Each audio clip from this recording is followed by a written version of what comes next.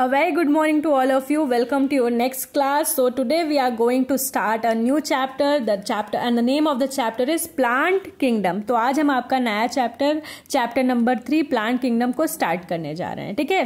तो in your last chapter or in your previous chapter we have studied there was a scientist whose name was what? Whose name was R.H. Whittaker. उनका नाम था क्या? R.H. Whittaker. In the year 1969 he proposed 5 kingdom of classification, that is Monera, Protista, Fungi, Plantae and Animalia.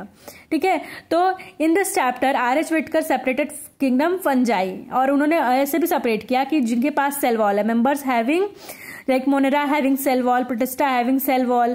फिर यहाँ पे एक और term आया blue green algae from plant kingdom. ठीक है. तो ब्लू ग्रीन एल्गी को हम लोग साइनोबैक्टीरिया कहते हैं, और ये एल्गी का मेंबर नहीं है. यहाँ पे ब्लू ग्रीन एल्गी लिखा है, मतलब ये एल्गी का मेंबर नहीं है, ये भी एक बैक्टीरिया है, एक तरीके का साइनोबैक्टीरिया. ठीक है. और ये मेंबर किसका है? ये मेंबर ऑफ मोनेरा का मेंबर है. ठीक है. तो अभी हम बात करते हैं किंगडम प्लांट की, प्लांट किंगडम की बात करते हैं.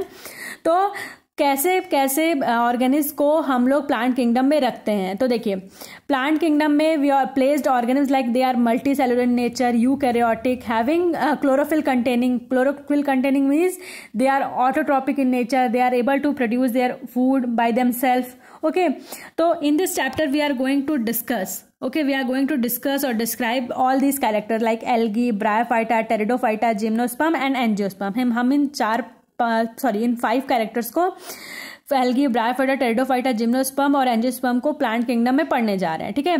तो मैं आपको एक चीज और बता दूं. देखिए, जो आपका एल्गी है, ब्रायोफाइटा और टेरिडोफाइटा है, ये आपका क्या कहलाता है? इसको हम लोग क्रिप्टोगैम्स कहते हैं. क्रिप्टोगैम्स मतलब नॉन फ्लावरिंग प्लांट. ये कैसे हैं आपके? Non flowering plants. लेकिन आपका जो जिम्नोस्पर्म और एंजियोस्पर्म है, इसको हम लोग कह रहे हैं फेंड्रोगैम्स. फेंड्रोगैम्स मीन्स फ्लावरिंग प्लांट्स. ठीक है. तो क्रिप्टोगैम्स नॉन फ्लावरिंग प्लांट्स और फेंड्रोगैम्स मीन्स फ्लावरिंग प्लांट. क्रिप्टोगैम्स में आपके आते हैं एल्गी, ब्रायोफाइटा एंड टेरिडोफाइटा, और फेंड्रोगैम्स में आपके आते हैं जिम्नोस्पर्म और एंजियोस्पर्म. ठीक है. फिर एंजियोस्पर्म को आपको क्लासिफाई किया गया है 3 क्लासेस में. ठीक है. अब हम पढ़ते हैं जो एंजियोस्पर्म के अंदर जो क्लासिफिकेशन है. ठीक है. तो पहला है आपका आर्टिफिशियल. देखिए, 3 कैटेगरीज में डिवाइड किया गया है. एंजियोस्पर्म में क्लासिफिकेशन को 3 कैटेगरीज में डिवाइड किया गया है. पहला है आर्टिफिशियल क्लासिफिकेशन सिस्टम, दूसरा है नेचुरल क्लासिफिकेशन सिस्टम, और तीसरा है फाइलोजेनेटिक क्लासिफिकेशन सिस्टम. इन तीनों को हम आज डिटेल में पढ़ेंगे. ठीक है. तो पहला है आपका आर्टिफिशियल क्लासिफिकेशन सिस्टम. तो देखिए, artificial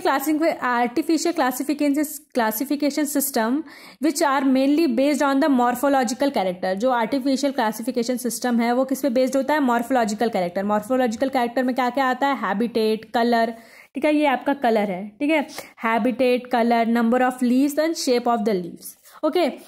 it is mainly based on the vegetative character. ये मेनली किससे बेस्ड होता है? Vegetative character. जैसे आपका क्या हो गया? रूट, स्टेम और लीव्स. और ये और किस पे बेस्ड होता है? सेक्सुअल कैरेक्टर पे, जैसे आपका स्टेमन और कार्पेल हो गया. ठीक है. और scientist have given the equal importance on both vegetative character as well as sexual character. Okay. और ये जो आर्टिफिशियल क्लासिफिकेशन सिस्टम है वो नॉट वाइडली एक्सेप्टेड. क्यों एक्सेप्ट नहीं किया गया? Because in artificial classification system the scientist given equal importance to both vegetative character and sexual character. Hence vegetative character are not stable. Vegetative characters are easily affected by the environment. ठीक है. तो देखिए, क्यों artificial system of classification को fail कर दिया गया? इसलिए फेल कर दिया गया, नॉट एक्सेप्ट किया गया, क्योंकि ये इन्होंने इसमें जो साइंटिस्ट थे उन्होंने इक्वल इंपॉर्टेंस दे दी. किसको? वेजिटेटिव कैरेक्टर को और सेक्सुअल कैरेक्टर को. ठीक है. इस वजह से इनकी जो थ्योरी थी आर्टिफिशियल क्लासिफिकेशन सिस्टम वो एक्सेप्टेड नहीं की गई. ठीक है. क्योंकि और एक चीज और, जो वेजिटेटिव कैरेक्टर है वो स्टेबल नहीं है, और वेजिटेटिव कैरेक्टर को इजिली इन्वायरमेंट जो होता है अफेक्ट कर देता है. ठीक है. फिर इसका natural relationship are not considered. ठीक है. और क्या है? और देखिए, जो आपका आर्टिफिशियल क्लासिफिकेशन सिस्टम है उसको क्या कहते हैं कि साइंटिस्ट ने डिस्क्राइब किया था. ठीक है. तो देखिए, थियोफेरेटस जो एक नाम के साइंटिस्ट थे, क्या नाम था इनका? Theophrastus, who have classifies plant into 3 groups in his book. ठीक है. अपनी बुक में उन्होंने 3 ग्रुप में डिवाइड करके इसको क्लासिफाई किया था, आर्टिफिशियल क्लासिफिकेशन ऑफ सिस्टम को. और इनकी बुक का क्या नाम था? Historia plantarum. क्या नाम था, हिस्टोरिया प्लांटेरम। और इन्होंने 3 ग्रुप्स के बेसिस पे क्लासिफाई किया था। वो 3 ग्रुप्स क्या थे, हर्ब, श्रब्स एंड ट्रीज। ठीक है, तो आपको पता होना चाहिए थियोफेरेटस नाम के साइंटिस्ट थे who classify plant into 3 groups in his book, अपनी बुक में। और उनकी बुक का नाम था हिस्टोरिया प्लांटेरम। और किस 3 ग्रुप के बेसिस पे किया था, तो उसका नाम है हर्ब, श्रब्स एंड ट्रीज। फिर इसके बाद एक और साइंटिस्ट थे जिनका नाम था लीनियस। क्या नाम था, लीनियस।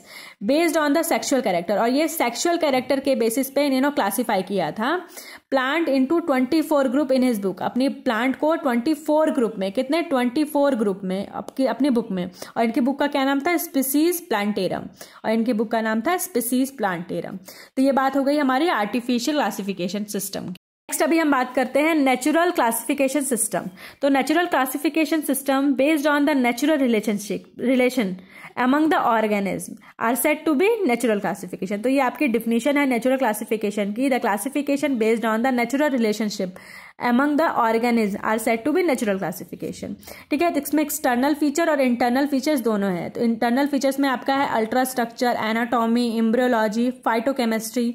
ठीक है, और scientist given the more important to the sexual character. इसमें क्या हुआ था, नेचुरल सिस्टम ऑफ क्लासिफिकेशन में the scientist given the more important to the sexual character because sexual character are stable. We have already studied in the artificial classification of system that the vegetative character are not stable, but the sexual character are stable.